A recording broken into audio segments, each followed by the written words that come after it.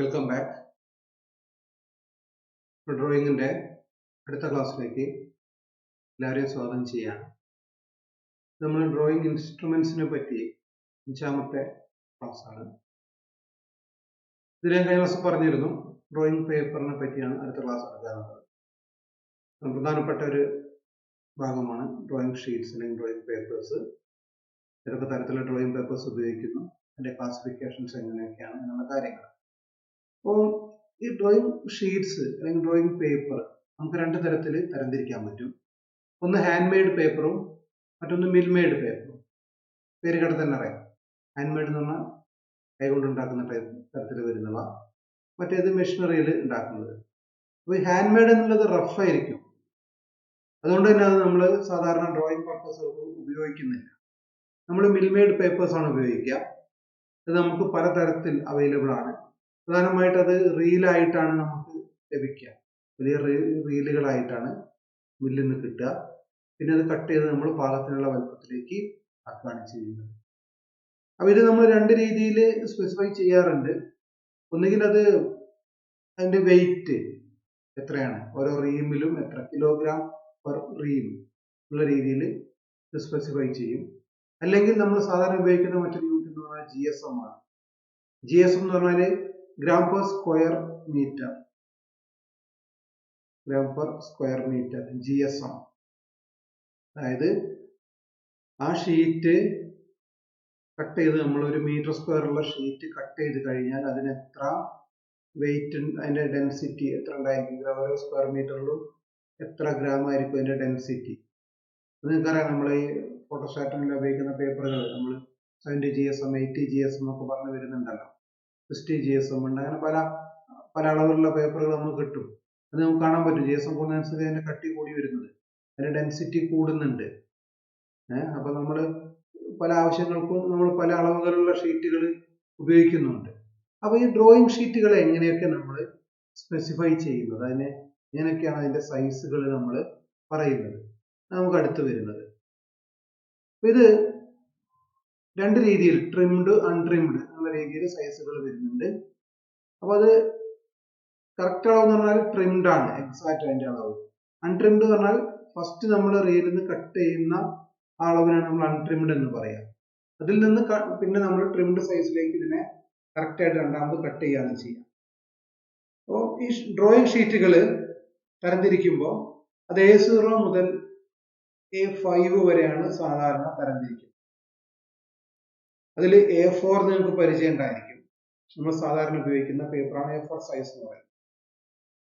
അപ്പൊ ഇതിന്റെ size A0 എന്ന് പറഞ്ഞാല് ഞാൻ ജസ്റ്റ് വായിച്ചു പോവാം. അൺട്രിംഡ് സൈസ് എന്ന് പറഞ്ഞാല് എല്ലാം മില്ലിമീറ്ററിലാണ് അളവുകൾ. സാധാരണ ഡ്രോയിങ്ങിൽ മില്ലിമീറ്ററിലാണ് അളവുകൾ പറയാം. അപ്പൊ A0 എന്ന് പറയുമ്പോൾ 880 × 1230. അത് ട്രിംഡ് ആവുമ്പോൾ 841 × 1289 എന്നുള്ള സൈസ് വരും. A1 ആവുമ്പോൾ 625 × 880 ആണ് അൺട്രിംഡ്. ട്രിംഡ് ആവുമ്പോൾ 594 × 841 വരും. ദെൻ A2 ആകുമ്പോൾ 450 × 625 ആണ് അൺട്രിംഡ്. അത് 420 × 594 ആവും ട്രിംഡ് സൈസില്. ദെൻ A3 ആകുമ്പോൾ 330 × 450 അൺട്രിംഡിലും 297 × 420 ട്രിംഡ് സൈസിലും. A4 ആകുമ്പോൾ 240 × 330 അൺട്രിംഡ് സൈസും 210 × 297 ട്രിംഡ് സൈസും വരും. A5 ആകുമ്പോൾ 165 × 240 mm അൺട്രിംഡ് സൈസും 148 × 210 mm ട്രിംഡ് സൈസുമാണ്. നമ്മൾ സാധാരണ ഉപയോഗിക്കുന്ന A4 എന്ന് പറയുന്നതാണ് 210 × 297. അതായത് നിങ്ങൾ പ്രത്യേകം നോക്കുക, ഇവിടെ 841 വീതിയായിട്ട് വരും, അത് ഇവിടെ നീളമായിട്ട് വന്നു അല്ലേ. അപ്പൊ ആ ഒരു രീതിയിൽ ഇതിന്റെ അളവുകൾ മാറും. 594 ഇവിടെ വന്നു, പിന്നെ ഇതിന്റെ പകുതി ഇങ്ങോട്ട് വന്നു, ചെറിയ മാറ്റം വരും. ഈ അളവ് തന്നെ ഇങ്ങോട്ട് വന്നു, അപ്പൊ ഇവിടെ ഉള്ളത് ഇതിന്റെ പകുതി ഇങ്ങോട്ട് വന്നു. ഈ അളവുകൾ ഇങ്ങനെ റേഷ്യോയിലാണ് ഇങ്ങനെ മാറി മാറി പോവുക. അപ്പൊ ഈ ഏറ്റവും വലിയ ഷീറ്റിന്റെ ഏരിയ എന്ന് പറയുന്നത് 1 മീറ്റർ സ്ക്വയർ ആണ്. ഓക്കെ, അപ്പൊ അത് സൈസുകൾ എങ്ങനെ വരും എന്നുള്ളത് നോക്കാം.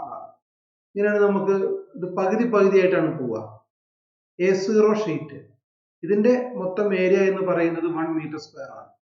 ഇതിന്റെ പകുതിയാണ് A1 എന്റെ ഏരിയ വരിക. അതിന്റെ പകുതിയായിരിക്കും A2 ഏരിയ വരിക. അതിന്റെ പകുതിയാണ് A3 ഏരിയ വരിക. പിന്നെയും പകുതിയായിരിക്കും A4 വരിക. ആ രീതിയിൽ എല്ലാം ഹാഫ് ആയിട്ടാണ്. അതായത് A0 എന്ന് പറഞ്ഞാൽ 1 മീറ്റർ സ്ക്വയർ ആണ് ഏരിയ വരിക. ദെൻ A1 ആകുമ്പോൾ ഹാഫ് മീറ്റർ സ്ക്വയർ ആവും. ദെൻ A2 ആകുമ്പോൾ പകുതി 1/4 ഓഫ് എ മീറ്റർ സ്ക്വയർ ആവും. ആ രീതിയിലാണ് അളവുകൾ മാറി മാറി വരുന്നത്. അന്ന് ഓർത്ത് വെക്കണം ആ റേഷ്യോ. ദെൻ